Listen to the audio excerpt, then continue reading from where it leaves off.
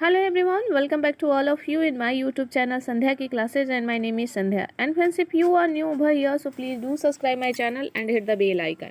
In today's video, I'm going to talk about dual English words.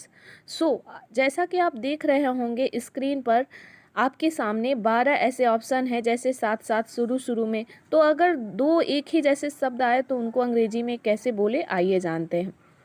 सबसे पहले है साथ साथ। अब विथ मीन्स होता है साथ, लेकिन जब दो बार साथ साथ यानी कि डुअल वर्ड्स आ जाए, दो बार साथ साथ एक साथ आ जाए, तो उसके लिए हम क्या करें? उसके लिए हम टुगेदर का प्रयोग करते हैं।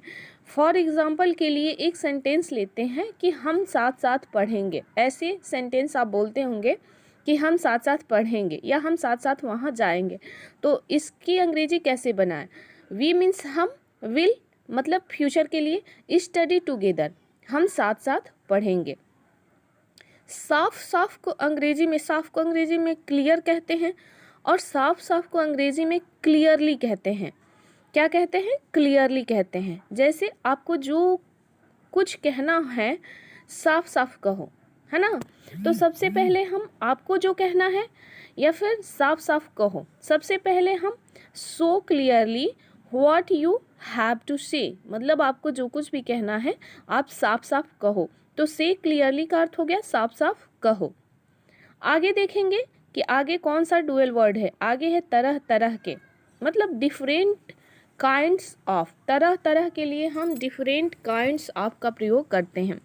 मान लीजिए कोई सेंटेंस है कि हमारे पास तरह तरह की किताबें हैं या कोई चीज़ें हैं, तो उसके लिए हम क्या लिखें? इसके लिए हम कहेंगे we have different kinds of books.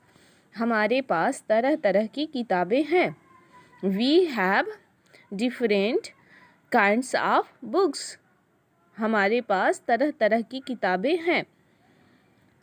अब है यहाँ वहाँ। यहाँ की अंग्रेजी हियर होती है और वहाँ की अंग्रेजी देयर होती है, लेकिन जब यहाँ वहाँ एक साथ आए तो यहाँ हियर एंड देयर का प्रयोग करते हैं। जैसे कि मैं आपको यहाँ वहाँ खोज रही थी। I was looking for you, have you here and there. Have नहीं होगा, हियर एंड देयर होगा।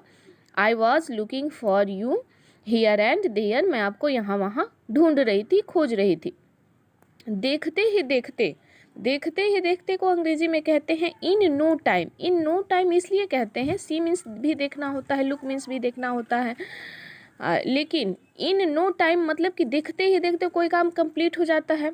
तो देखते ही देखते वह सारा खाना खा गया। He eat all the food in no time. शुरू में के लिए हम इन द बिगिनिंग का प्रयोग करते हैं। इन द बिगिनिंग यानी कि प्रारंभ में, शुरू में आपको समझाना पड़ेगा। In the beginning you will have to explain, या फिर इन द बिगिनिंग का प्रयोग आप बाद में भी कर सकते हैं। In the beginning you will have to explain, या फिर you will have to explain in the beginning का भी प्रयोग कर सकते हैं। मतलब कि इन द बिगिनिंग का प्रयोग आप पहले भी कर सकते हैं और लास्ट में भी कर सकते हैं। तो बहुत ही आसान होता है डुअल इंग्लिश वर्ड का प्रयोग करना। रहन सहन को अंग्रेजी में कहते हैं way of living. Way of living, जैसे कि कोई सेंटेंस है, उन्हें मेरा रहन सहन पसंद है। They like my way of living. They like my way of living. Way of living का मतलब रहन सहन। तो आपको पता चल गया कि रहन सहन की अंग्रेजी होती है way of living. Way of living means रहन सहन। उन्हें मेरा रहन सहन पसंद है ना, तो सेंटेंस में है कि उन्हें मेरा रहन सहन पसंद है। दे मीन्स उन्हें, दे लाइक माई वे मतलब माई वे ऑफ लिविंग मतलब मेरा रहन सहन उनको क्या है, पसंद है। तो बहुत ही आसान है इन डुअल वर्ड्स यानी कि दो शब्दों का प्रयोग करना।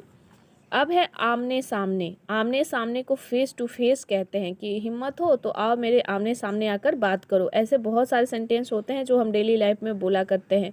यदि हिम्मत है तो आमने सामने बात करो। मान लो हम किसी से फ़ोन पे बात कर रहे हैं और कह रहे हैं कि यदि हिम्मत है तो आके मेरे आमने सामने बैठकर बात करो। तो इसके लिए कहेंगे कि if you have to guts, यानी कि यदि हिम्मत है, टॉक फेस टू फेस, तो मेरे सामने आमने सामने आकर बात करो, टॉक फेस टू फेस। अब है सीधा साधा। सीधा को सिंपल कहते हैं और सीधा साधा को सिंपली। ठीक, आप बहुत सीधा साधा इंसान हो। You are a very simple person. आप बहुत ही सीधा साधा इंसान हो। इंसान को अंग्रेजी में हम पर्सन कहते हैं और सिंपल मीन्स या सिंपली मीन्स सीधा साधा। सिंपल नहीं, सिंपल पर्सन होगा। You are a very simple person. आप बहुत ही सीधे साधे इंसान हो। तो देखा आपने कितना आसान है ना इन डुअल वर्ड्स का प्रयोग करना। बहुत अच्छे तरीके से मैं आपको समझा रही हूँ। यदि आपको समझ में आ रहा होगा तो आप इन सेंटेंस पर प्रैक्टिस करें और आप ही ऐसे 1000 सेंटेंस बनाएं जिससे आपकी अंग्रेजी इम्प्रूव हो सके। तो आइए देखते हैं अगला डुअल वर्ड्स क्या है। अगला है गर्मा गर्म। आपको गर्मा गर्म पकौड़े बहुत अच्छे लगते होंगे ना। तो गर्मा गर्म को सीजलिंग कहते हैं। गर्मा गर्म को क्या कहते हैं? सीजलिंग कहते हैं। मुझे गर्मा गर्म खाना पसंद है। I love sizzling food. I love sizzling food. मुझे गर्मा गर्म खाना बहुत ही पसंद है। उम्मीद करती हूँ आज की वीडियो आप सबको बहुत ही पसंद आई होगी। वीडियो पसंद आई हो तो लाइक, सब्सक्राइब और शेयर करना ना भूलें और साथ में एक प्यारा सा कमेंट अवश्य करें।